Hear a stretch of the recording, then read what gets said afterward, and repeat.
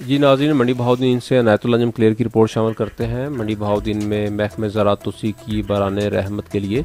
और मौजूदा गर्मी की शदीद लहर के खात्मे के लिए अल्लाह ताला के हजूर और सुन्नत नबवी की पैरवी में नमाज इस्तिस्का दफ्तर असिस्टेंट डायरेक्टर ज़राअत मंडी बहाउद्दीन के लान में अदा की गई।